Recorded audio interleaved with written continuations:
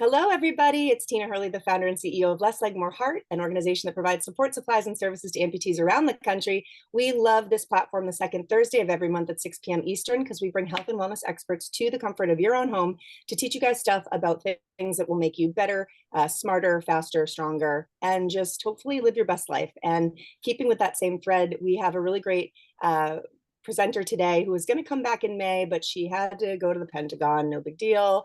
And so we're really lucky that she's back here today to talk to us about sleep and recovery. She's a neurobiologist with expertise in sleep and circadian rhythms. She actually works on human and animal models of study, and she has several leadership positions and service positions in the federal government, professional research societies, and university departments. She actually sits on the fatigue management and neuroenhancement groups through a whole bunch of different groups. I mean, she can tell you more. She's written military training doctrines on holistic health and co-authored the first edition of the NCAA Student Athlete Mental Health Handbook. She serves on the board of directors, and she's chaired committees for the Sleep Research Center, or Society, excuse me, the Society for Research on Biologic Rhythms and Gordon Research Conferences. She's been in more than 40 peer-reviewed publications in flagship society journals, written op-ed and column pieces for science and professional society bulletins. She's been on podcasts, I'm sure, all over the place. And she has a popular science book entitled Meathead, Unraveling the Athletic Brain. The book basically ties the fields of physiology, exercise physiology, and neuroscience with her experiences as an elite athlete in track and field and CrossFit. I'm sure that was just the paragraph that was like necessary to get people the gist, but I met Allison through contacts and at Power Monkey Camp, which is a functional fitness camp where subject matter experts from around the world come. So I've had the pleasure of meeting her in person, learning from her in person, and we are very, very lucky to have her here today. I'll turn it over to you. Oh, well, thank you so much. It's good to see you again. And yeah, I'm looking forward to Power Monkey in the fall. So yes, it's an honor and a privilege to be here today to talk to you about sleep. I'm going to keep this pretty formal, or pretty informal. I'm going to talk for a bit, and really, I just want to open this up for Q&A. A lot of the sleep strategies that I give to my own soldiers come from the world of professional sports, but we actually, when we come up with these sleep strategies, we actually embed ourselves with units that we work with in order to come up with strategies that are important and tailored to them. So a little bit about what I do now. I work for Army Special Forces. So I work at the schoolhouse level. So basically, everything I do is about assessing, selecting, and training our Green Berets of the future. But I also work with our Green Berets out there in the operational force, who are constantly deploying, redeploying all over the world multiple times a year. The stress on their families, the stress of what they do, but also a lot of them as well are adaptive warriors as well.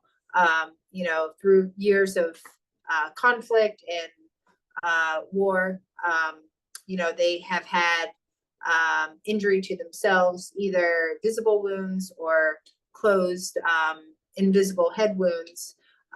And so we're really trying to be sensitive to how we can apply our sleep strategies to helping these men and women, because it's not going to be like the normal population. I do think everything that you see on Andrew Huberman's podcast, or if you've read the book Why We Sleep by Dr. Matt Walker, I mean, those are good principles and practices and can help. But in our community and your community, you need a little bit more. And so that's really why I'm here today, is to answer questions in terms of like basic principles, practices of sleep. So we have this thing in the military called the SLANT method. In the military, we like acronyms. So SLANT stands for surface, light, air, noise, and temperature. So if you can be in a position where you can control what type of surface you sleep on, so good quality mattress, if you can control the amount of light in your environment, essentially as dark as possible, control the air quality, invest in air filters, or if you need a better air filtration system, that's also great. Noise, If you are disrupted by noise, invest in a sound machine. It's truly as simple as that. And temperature. So keeping yourself as cool as possible at night.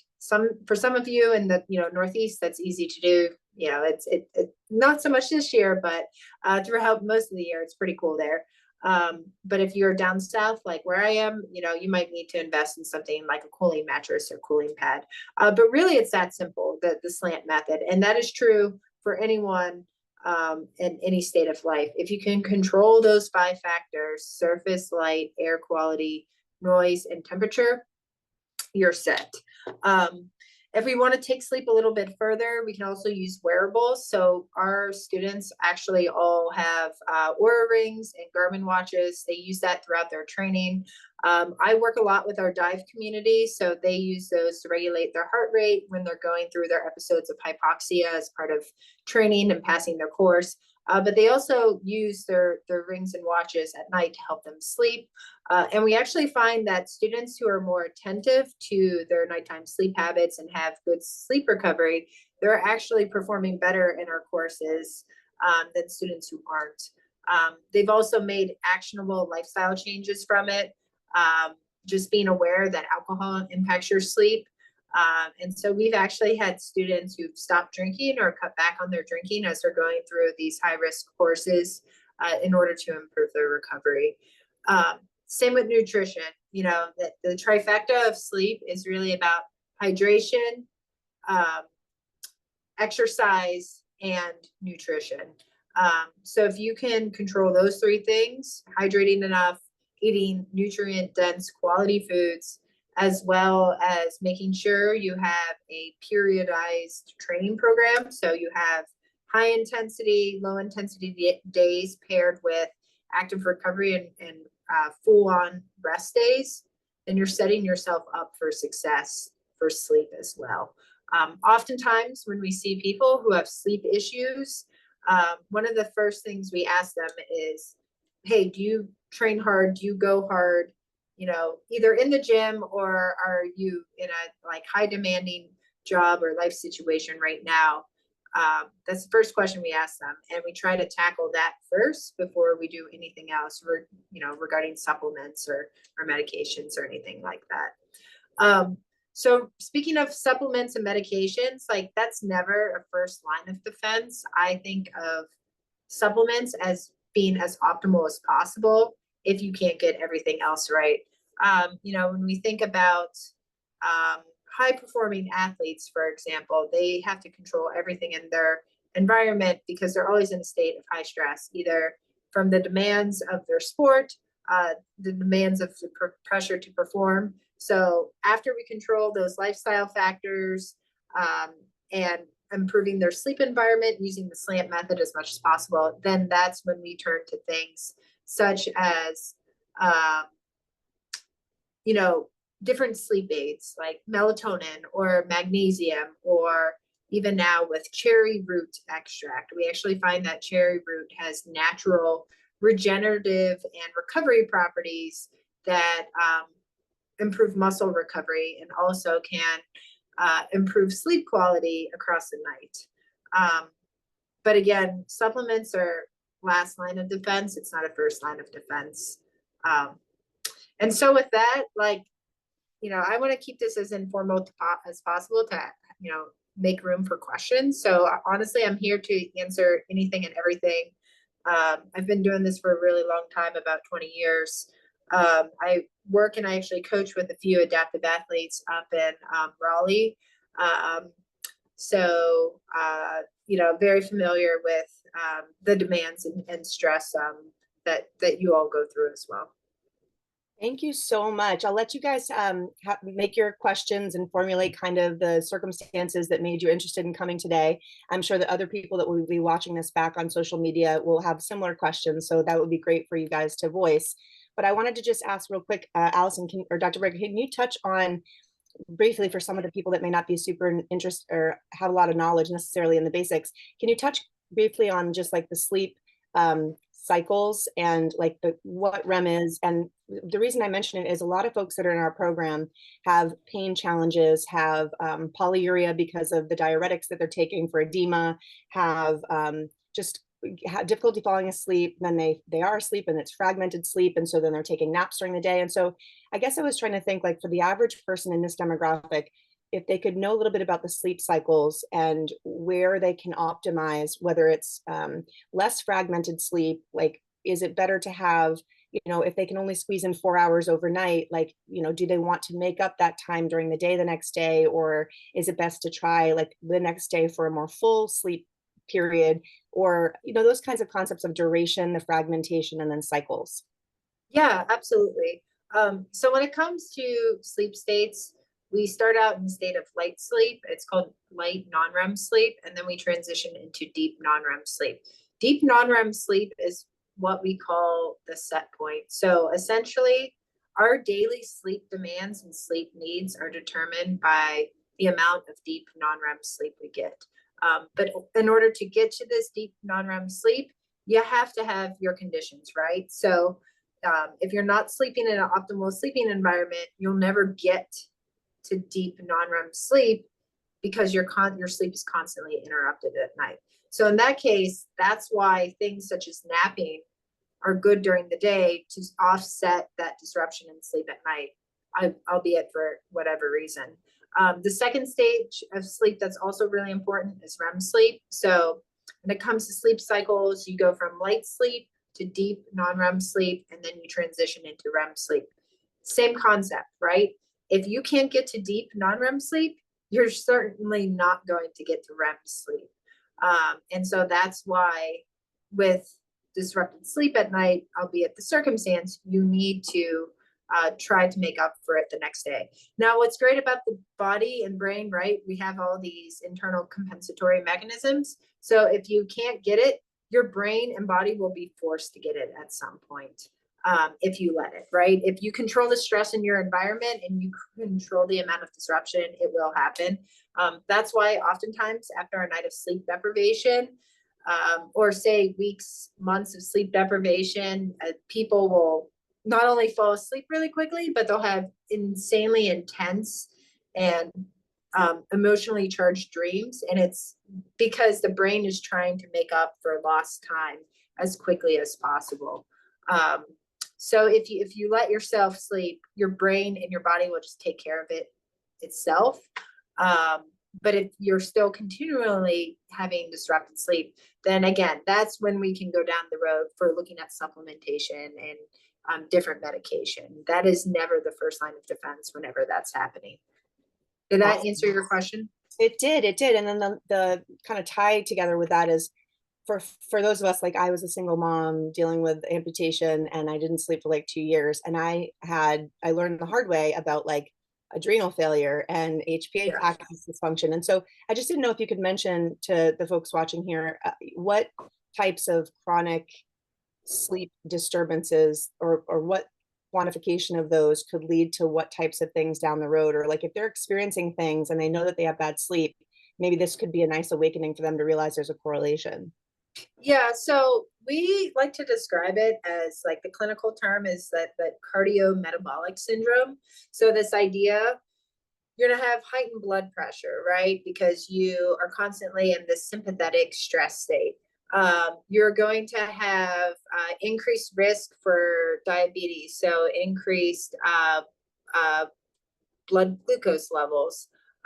You're going to have more visceral fat, more hunger and like craving of high fat, high sugar foods that is far greater than the calories that you're expending in the day. And then yes, you obviously have the cognitive deficits, right? The brain fog, the forgetting, the inability to focus and pay attention and concentrate.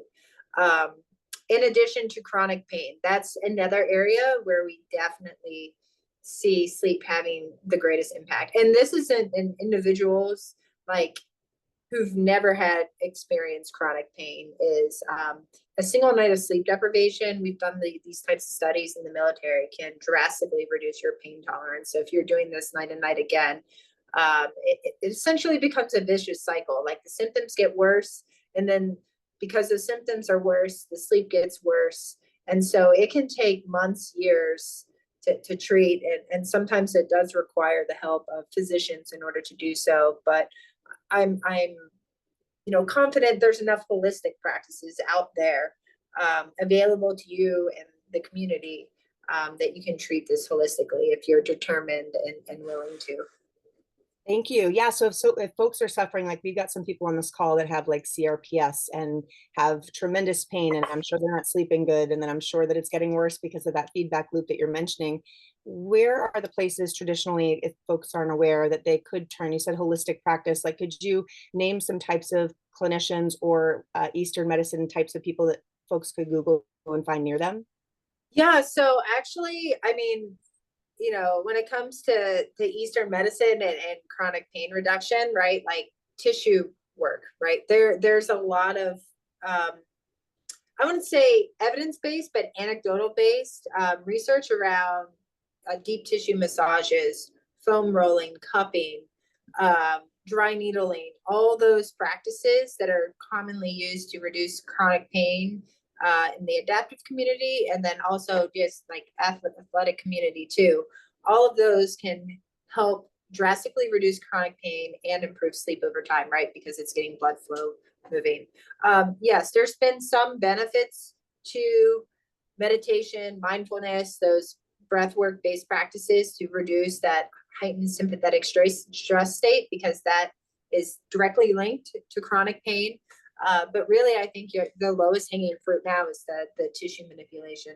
And it can even be like as indirect as like Normatec sleeves. Like there are studies now to show that the technical term is pneumatic compression.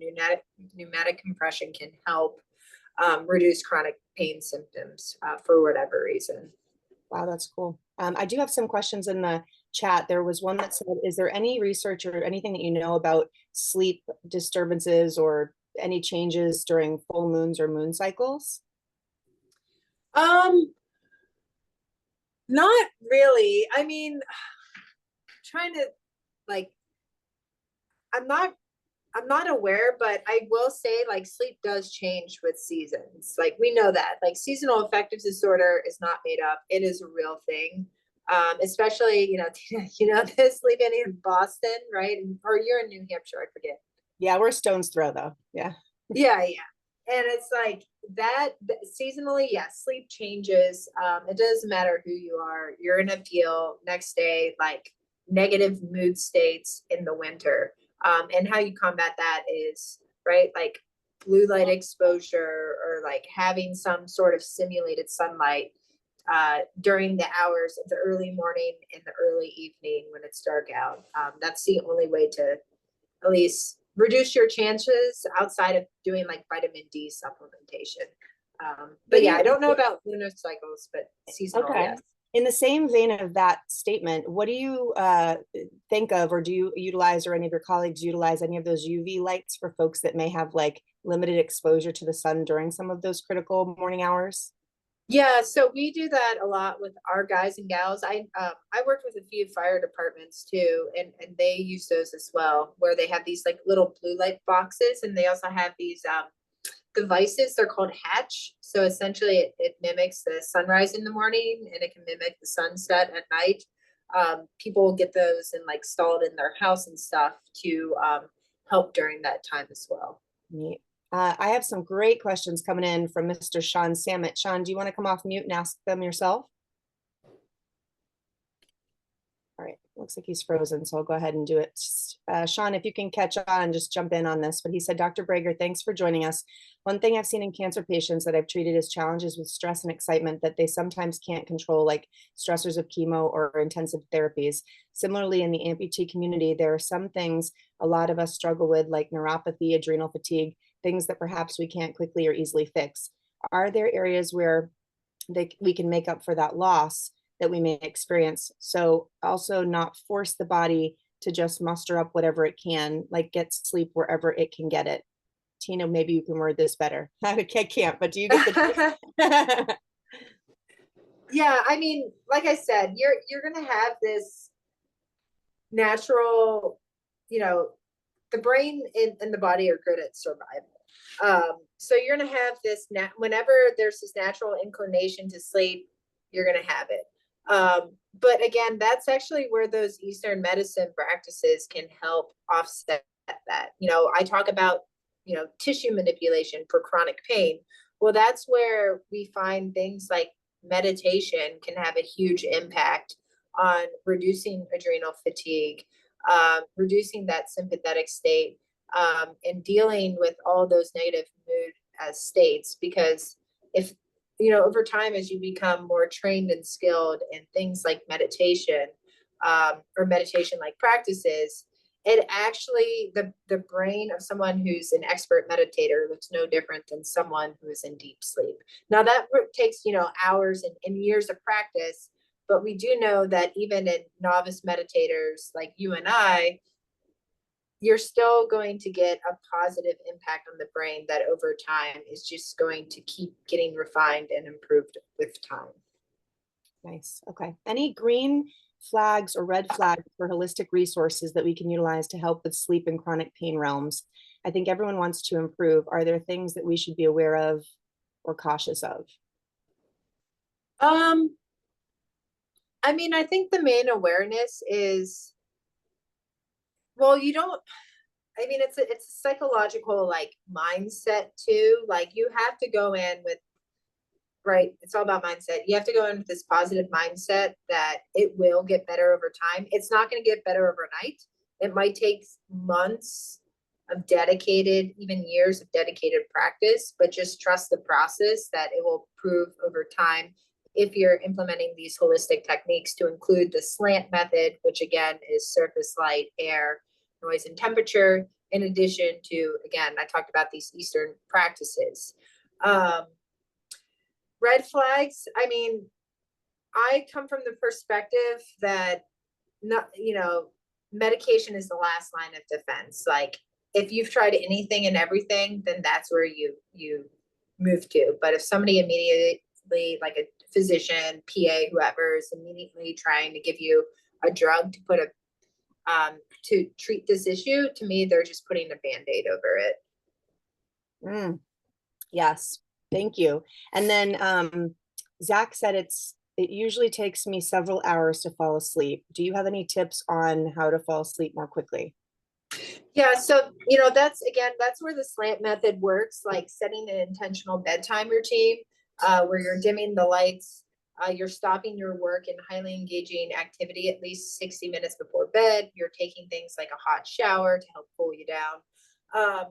But also in people who lay in bed for hours, the easiest way to mitigate that is to shorten your time in bed. And I know that seems crazy, but like if you go a period of a week where you're only getting 5 hours of sleep, even though you need 8, your body will all of a sudden realize it's in survival mode and it will start forcing itself to get more sleep. Now, it's not going to go from 5 hours to 8 hours overnight. It's going to take 30 extra minutes, for a week at a time. So 1 week you're sleeping 5 hours. The next week you're sleeping 5.5 hours. The next week you're sleeping 6. The week after that, 6.5 hours. You have to essentially decondition your brain and recondition it in 30-minute intervals in order to eventually get back to 8 hours. And again, it's not going to happen overnight. It's going to take deliberate weeks of practice, but when it happens, it happens. I love following Brendan Bouchard. I listen to the Growth Day podcast he does. And one of his things that he employed in his life was like a 3-2-1 method. And don't quote me, it's something like he doesn't eat more than 3 or 4 hours before he goes to bed. He turns off all devices, TVs and phones 2 hours before bed. And then 1 hour before bed, he like something, I don't know, he stays quiet or he dims the light or whatever. But like, do you have kinds of quick rules of thumb, like 3-2-1 or acronyms that people could like leave here with as like a pearl of wisdom, as something they could maybe jump on besides slant? Yeah, so the strategy we use, like again, military, right? We always think T minus something. So like 90 minutes, no highly engaging activity, 60 minutes, moderately engaging activity, 30 minutes, essentially no activity, meaning you're taking a shower, you're brushing your teeth, and you're going to bed. Yeah. But I So think the point, 9:30. yeah, that's helpful. I think that the point that you made about like limiting time in bed, I can relate to when I had sleep issues post-operatively as an amputee because I was in bed or at least a recumbent position for like a large chunk of most of each day. And it would throw me off. I'd get bursts of energy at night really late, and then I'd be going to bed at, 12 to 2 a.m. And then I would wake up late, and then everything was off from there. And I actually started to go for wheelchair walks, like just being outside in fresh air, and it did help some. But I think that a lot of us here can relate to those periods post-op or when we're recovering, where just getting out of that position, even maybe sitting in a different space, could be helpful so that your body isn't associating the bed Yep. with being alive and not just sleeping, right? Yeah, no, conditioning is a huge part, and I failed to mention that too. So I'm happy you did, Tina. Is like, yeah, if you can't sleep, get up and get out of bed. Go in the other room, read. Don't watch TV, right? Because blue light is going to stop the release of melatonin. Honestly, I live where I'm stationed now. I travel a lot, so I'm in a like 1 bedroom apartment, and I have like no separated space. So I'll even switch the direction I sleep on the bed. And so instead of having my head near the headboard, I sleep where my feet normally are. And that simple trick of sleeping on a different portion of the bed can work too. It's all about reconditioning and deconditioning and reconditioning. Yeah. So for people that are like, so I have some friends that I know that are on chronic melatonin or chronic natural calm. They take like 2 scoops in their water every night, and like it's just a daily thing all the time. And at some point there's like a limited return. But so for people that are going down that supplement route or maybe are already on it, would you have any words to speak to that about, like, are there cycles on and off? Are there periodizations of supplements in essence to make them more efficacious over the long term if they're using them, or people that they should talk to about it? Yeah, so I mean, you should do supplement periodizations just like you do with training. With supplements, it's a use case basis. So melatonin, for example, like melatonin doesn't work. It's a placebo drug if you're taking it every night because your natural production of melatonin release is far greater than anything that you're taking through a supplement. Um, the only time it really does work is when you're traveling. So I traveled from East Coast to West Coast yesterday, and I travel back tomorrow. Like I will take melatonin this whole time to help readjust my schedule, but otherwise I don't use it. When it comes to other supplements, you want to time it with your training or just your life cycle, right? Because high stress, like if you're in a time of high stress, like that's when supplements can be beneficial, like ashwagandha, for example, lion's mane, all those things to take during the waking day to keep your cortisol levels balanced and sustained and under control, or taking magnesium at night to help facilitate sleep under a high stress state. When you're under a period of low stress, you don't need to be taking supplements then, because as you said, Dina, you're only building tolerance. Okay, cool. Anybody else? Let's see. Mary asked, are there any techniques to help with staying asleep? For example, being in a deep sleep state and then waking up and can't go back to sleep. Yeah, so that's where getting out of bed, switching your position in bed, even sometimes just doing box breathing. So like lying there on your back, doing deep breaths in, deep breaths out, that can all make a difference. Awesome.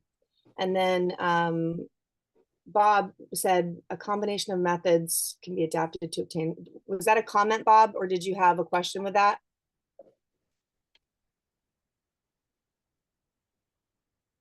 Yeah, sorry, you're muted. You got to hit the microphone.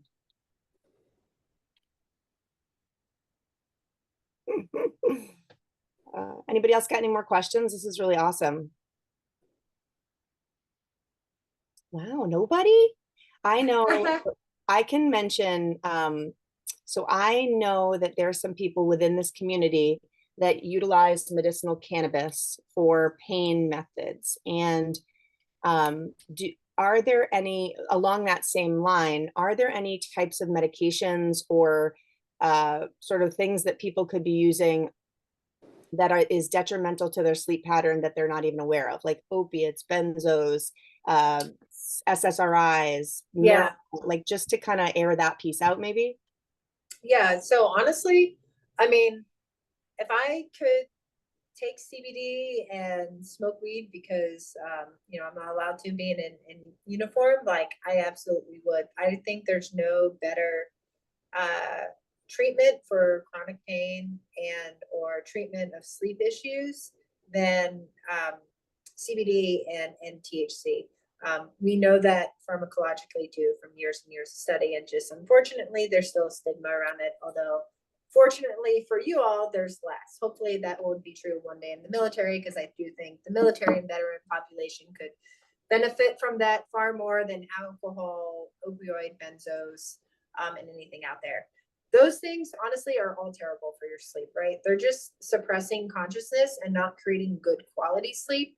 And in fact, there was the Navy SEAL doc, basically Dr. Kirk Parsley found that SEALs who were chronically consuming benzos to help them sleep at night weren't actually getting restorative sleep. They were just knocked into a state of unconsciousness. So they lost the tissue repair, they lost the testosterone release, the growth hormone release, all of that. Those aren't good for sleep. Anything that is a depressant. But yeah, that's my take on it. Yeah, thank you. And actually, I'm kind of playing pickleball with you because like I have some ideas every time you chat. When it comes to hormones, you talked about testosterone. I know my personal story and some of the others in this group, chronic sleep deprivation and hormones, like in talking about males and females, if someone here identifies with having a sleep disorder that's been going on a long time and may have other weird symptoms that like fall in alignment with a hormonal imbalance, obviously they have to talk to a physician or a holistic wellness clinician. But are there more common ones that you see out in sleep dysregulated states for people? In terms of where Like to see like in treatment? hormonal issues, like what kinds of Oh, hormonal issues tend to be more prevalent? yeah. I mean, the biggest thing we see are clinically significant low levels of testosterone, because you're not getting restorative sleep, therefore you're not getting the testosterone release. That's true for men and women, right? Same with growth hormone. In females, you'll see dysregulated menstrual cycles, so imbalances in the estrogen progesterone ratio, leading to either missed periods and or uh, more painful, more heavy periods.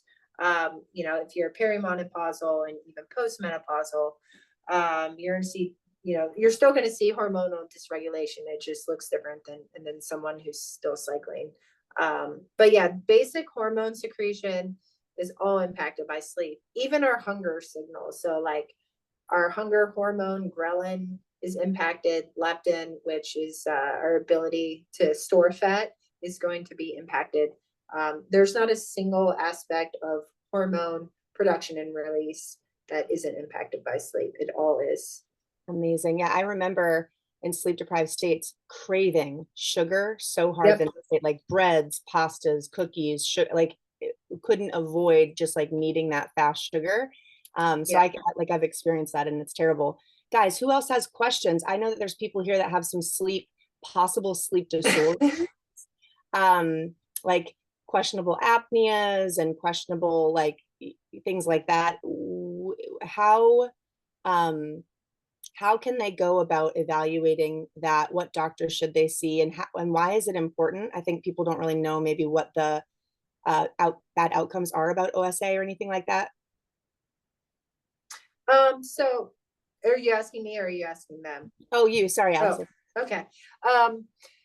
Yeah, so you know, sleep disorders, it used to be that like, oh, the only people who have sleep disorders are people who are overweight, have thick necks. We find out that is not true at all. Actually, psychosocial stress and trauma in life can lead to sleep disorders in people who, physically otherwise look very fit. We see that all the time in veteran populations, right? Like just your general BMI and body composition is not a predictive factor at all for having obstructive sleep apnea or insomnia.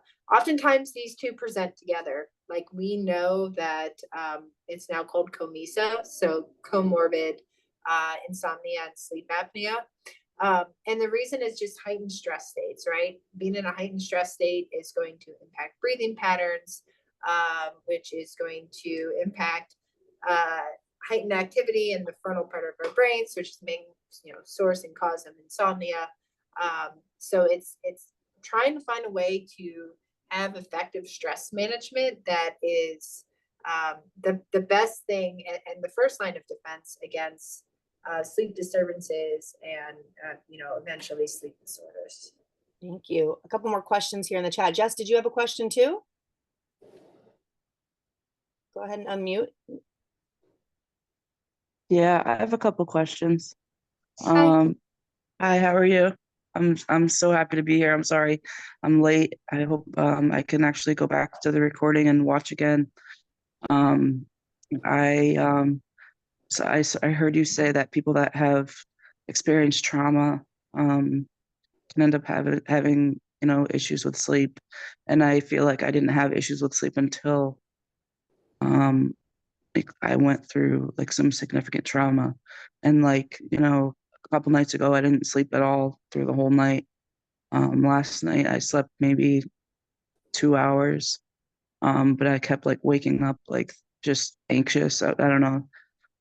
But I saw someone had said, do you, would you rather have someone sleep like longer, or is quality more important? Quality is more important. So that's why, if you are, it's better to be in bed for 5 hours and sleep 4 of the 5 hours than to be in bed for 8 hours and only get 4 hours. Because when you're going to sleep hard. Your brain knows, okay, I have a 5-hour sleep opportunity and I need to take advantage of it. Whereas if you're in bed for 8 hours, you're constantly going through this ebb and flow of heightened stress, right? Because you can't sleep. And ultimately that sleep is not going to be like, you're just going to hang out in the later stages of sleep. You're never going to actually enter the deeper stages of sleep. Yeah.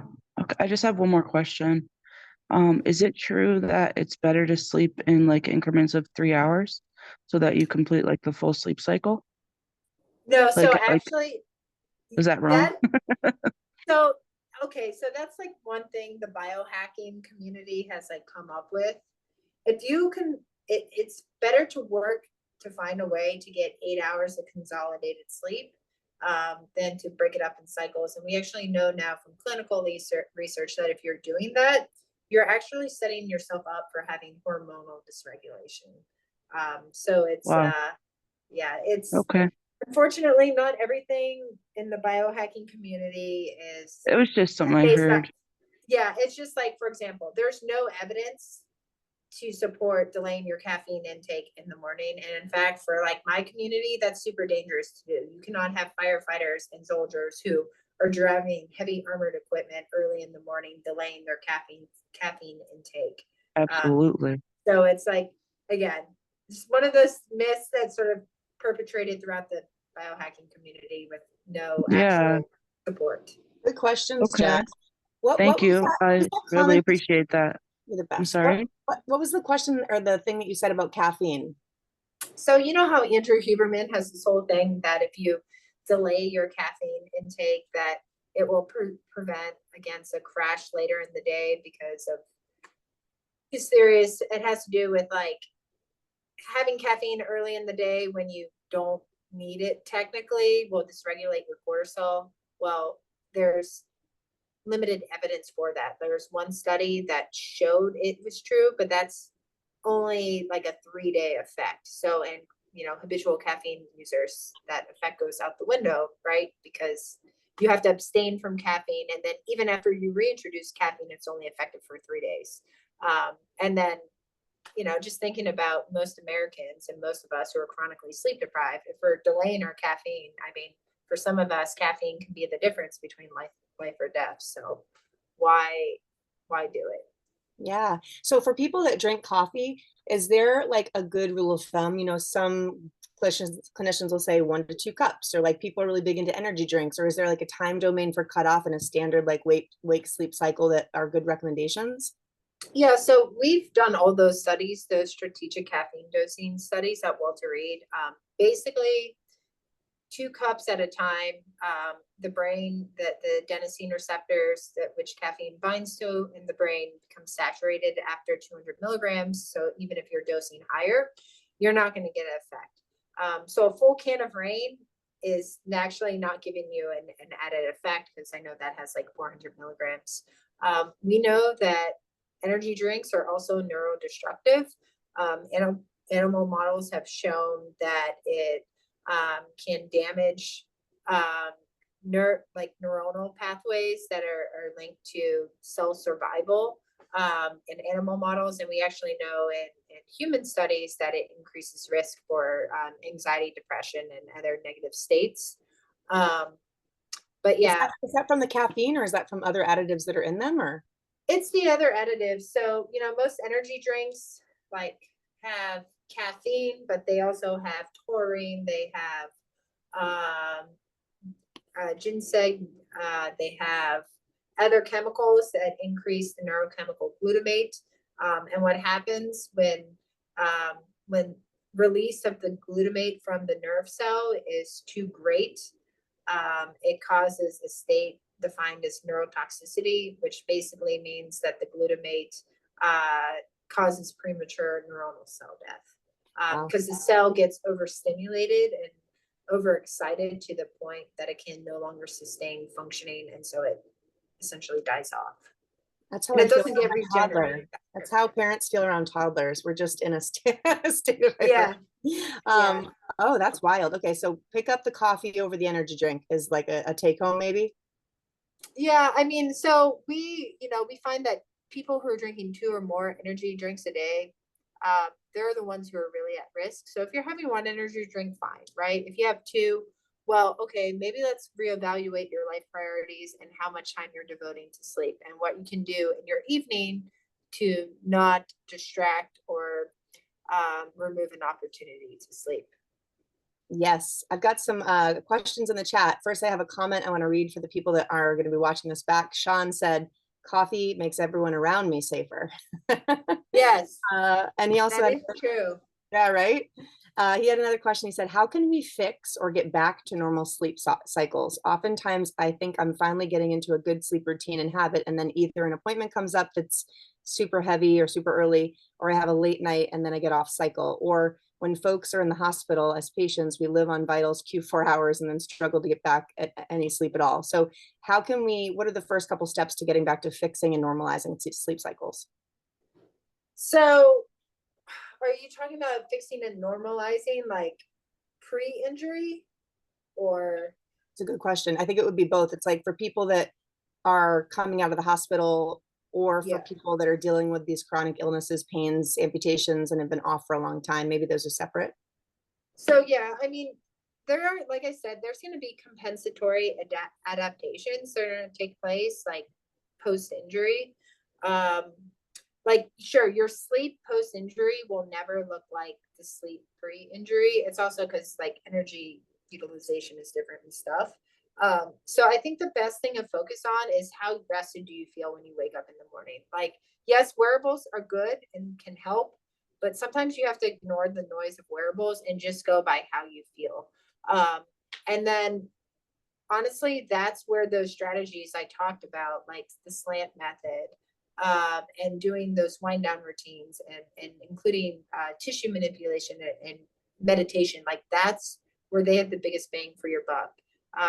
Because at a certain point, like you shouldn't even need wearables or any data to track your sleep. You should wake up in the morning and you should feel like, oh, I'm 60% recovered or I'm 90% recovered. You should just know based on feeling. And then, yeah, with appointment, like early appointments and sleep disruptions, the general rule is for every night of sleep loss, it requires 2 nights of recovery. And that's true across the board. So if you're like doing years of shift work, it's going to take you years, like twice as long to recover because of that. And that's true for any amount of sleep deprivation. Okay. Is there an ideal window of sleep, like time-wise, that people could aim for? Or does it matter if it's 2 a.m. to 10 a.m. or 8 p.m. to 6 a.m.? Or is there like an ideal window? So, I mean, we talked about that. I think I had, I don't know, maybe not your camp at Power Monkey, but I had people do the chronotype questionnaire. So like that's dependent on who you are. A lot of times it's genetic. So I might be in the military, but I'm a night owl. My parents are night owls. My grandparents were night owls. So my ideal bedtime is between 11 and 11:30. Now I'm fortunate right now that I have like 9 to 6 working hours. So I can wake up at 9, or I can wake up at 7:30 and make it to work by 9. So it depends on you. Most people are between 10 and 6. Those are like the intermediate type. Early morning people, you know who you are.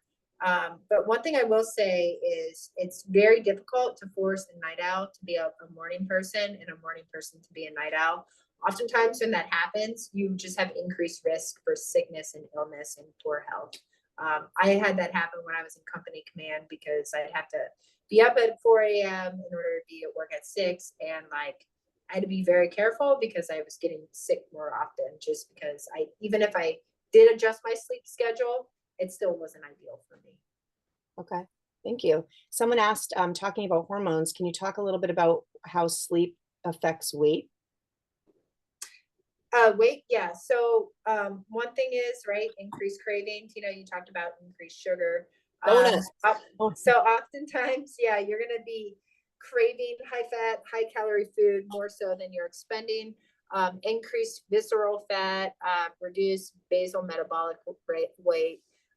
Yeah, it definitely, lack of sleep contributes to lack of lean muscle mass and like your ability to manage weight. Bob said, I believe your surroundings change you. Yeah. Allison, I want to put you in the hot seat.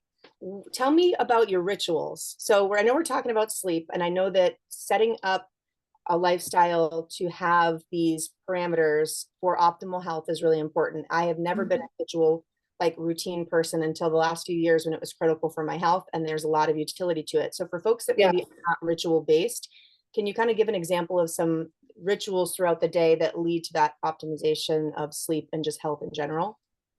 Yeah, so my whole life is based around rituals because I travel. The irony of being a sleep researcher is I travel around the country and the world pretty often to like talk about sleep to people. Like I left North Carolina yesterday. I'm in Las Vegas the next 2 days, and then I go back tomorrow night, and then Saturday I'm competing with at my wife's CrossFit gym, like in a competition and stuff. So like I have to control these things. Otherwise I can't do my job to my best ability. I'm going to get injured doing CrossFit. So main rituals for me, right? Morning, always set the day right, have sunlight, right?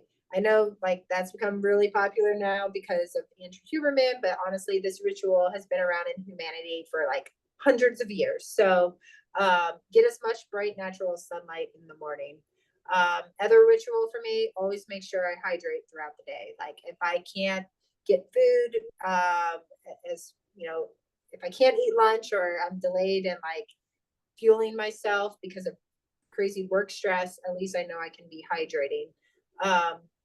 Other thing is like social interactions, right? Like I want to be intentional with my social interactions, but at a certain point in the night, I want to stop social interactions. So I'm a big believer in that 3-2-1 rule, and that at least 2 hours before bed, unless you're my wife, like I'm not texting you, I'm not calling you. I set that 2 hours to dedicated time to my own wind down routine and doing what I need to do to get a good night of sleep.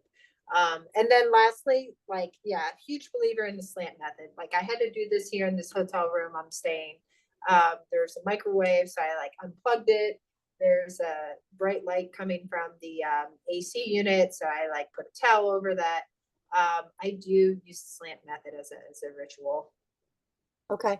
And when you talked about unplugging the microwave and the light on the AC, you know, some people may not even really perceive that light, but like just that amount of emission will alter your sleep. Yeah, absolutely. It only takes 1 second of blue light exposure to change melatonin production and release. Wow. So that's like, you know, fans that are digital that have lights on it, or your phone if it's up, or even sleep tap machines, like the lights will be on from time to time. So like really take an assessment of your surroundings. I mean, there's even a red light sometimes from the smoke alarms.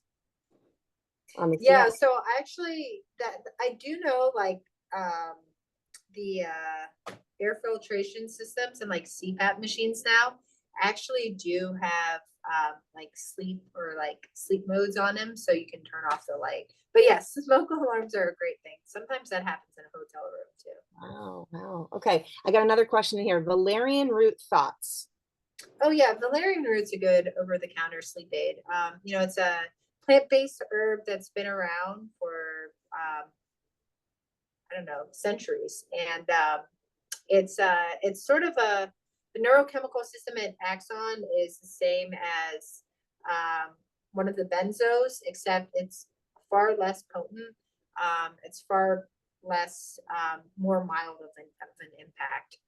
It can contribute to next day grogginess, but it just depends on like who you are. I'm a big fan of it if I'm having issues sleeping, or I know people are having issues sleeping due to like psychosocial stress. So what do you travel with as your go-to Ayurvedic options if you're having tough sleep? So you've got ashwagandha, you said you've got magnesium, lion's mane, you can't do cannabis, maybe some cherry root extract, valerian root, anything else in your like sleep first aid kit? Um, yeah, but so those are all the things I take. I don't take them all at once, right? Ashwagandha I take during like high stress work days or what I perceive to be. Um, I take magnesium and sometimes valerian root if I have had like did a really hard CrossFit workout where I know I'm gonna have issues sleeping at night. Just because I, you know, like really heavy barbell workouts like absolutely crush me and my nervous system. So I always have to supplement then versus like more traditional cardio workouts. And then I take melatonin if I'm switching time zones or if I have to go to bed much earlier than what I'm used to. Again, it's easy for me to go to bed later. It is very difficult for me to go to bed earlier. So I have to take melatonin then. And are these agents things that you're dosing at night, or are there different times of the day that you're using them? So I take ashwagandha during the day. Honestly, that's when you should take it because what it does is it stabilizes cortisol, right? Your cortisol is increasing throughout the day, so you want to stabilize it then. I take valerian root and magnesium, or if I need to take melatonin because I'm traveling, 20 to 30 minutes before I go to bed. So that's part of my bedtime ritual, bedtime routine. Thank you. Sean had a great question. He said, can the pharmacist in me or the pharmacy person in me remind or just question the interactions with supplements and medications? Is there anything that's a red flag for you? Or obviously this will come with a talk to your clinical team before you institute any pharmaceutical or supplemental changes. But do you have any comments about that, Dr. Brager? Yeah, I mean, it's like, you know, I think people like Joe Rogan and Andrew Huberman, while they've done a lot of good in terms of getting people like all thinking about good health and wellness, not everything they say is at face value, right? Like I talked about the delaying caffeine intake, limited research for that. I think one of the other consequences of this culture is it's convinced everyone that they have low testosterone and that the only way to get better sleep, better health, to include men and women, is to supplement with testosterone. So I just think, you know, I'll say, sure, there might be things out there that work for you. They might not work for other people. And just to approach everything you hear on these podcasts or circulating around in the community, approach them with a cautious eye. You know, you can always go to clinicaltrials.gov, type in whatever substance and see what's actually out there. That's a great tip. I have a twofold sort of quicker question, and we're getting close on time. So if you guys have any final questions for Dr. Brager before we break, make sure to get those in the chats. You talked about wearables and you named Garmin and Aura. Are those more like accurate than say a Whoop? And then the second part of that question is pertaining to alcohol. I did not know that just having one alcoholic drink threw off my recovery on average between like 30 and 50%. Yeah, so like, that's insane the way that the tracking shows the difference that I don't even feel. So I just wanted to kind of touch on both of those. Like, are all wearables good wearables? Which ones do you think are more accurate and that are easiest for people to understand? And then also, like, the alcohol piece? Like, have you seen that too? Yeah, so actually the government, we did, because, we had this whole multi-million-dollar program that congressional money went towards to giving all of our soldiers, airmen, sailors, rings and watches. And so we did like head-to-head comparisons of all the commercial consumable wearables against an actual sleep study. There's trade-offs, right? Aura is actually the most accurate. It's about 97% accurate compared to an actual sleep study, but it's so not user-friendly. Like there's no personalized interventions, there's no coaching, there's no motivation on the platform. The device that has the lowest reliability and validity to an actual sleep study is the Whoop, but the Whoop is the absolute best for behavioral intervention, right? It creates a sleep-friendly competition environment. You have the community group of interest, you have the blogs, the videos, the educational resources, everything to do to complement the numbers. But one thing they all do well is they learn you as an individual. So as long as you're not looking at the sleep amounts and you're just focusing on the recovery score, they're all about the same. They all do a really good job learning you as an individual and tailoring your recovery score based on you. So it's good relative validity, meaning it's working against you, versus absolute validity, which is going against like clinical standards. Thank you. What was the percentage, do you remember, for the accuracy on the Whoop? Oh, it was like 60 some percent. Ah, It's mostly the REM sleep. That's the algorithm they gotta fix. Like their slow wave sleep numbers are spot on, their deep sleep, but there's something about their REM sleep algorithm that's just completely wrong. And I sit on the advisory board for Whoop, and I've like told them this many times, but does it show it like lower or higher? Like, is it showing much higher? Yeah. Really? It will show REM sleep as high as 40%. Like it's actually biologically impossible to get REM sleep higher than like 25%. And if you are, like, you have a diagnosis of narcolepsy, and that's very few people actually in the population. That is wild. And have you guys seen the alcohol scores like that change?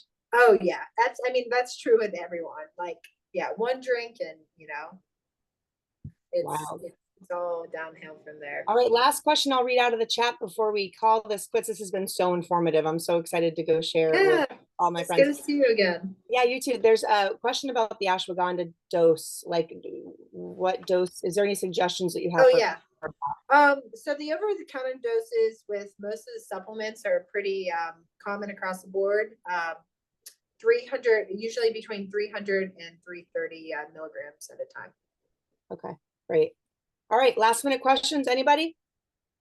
All right, well, we're so jazzed you were here. Dr. Brager, thank you for everything that you're doing. In all of venues to champion people's wellness. And thanks again for coming here and spreading your knowledge. Thank you all for choosing to spend this hour investing in yourself and in your education. I'm so grateful for you all being here. And Allison, thank you again so much for your time.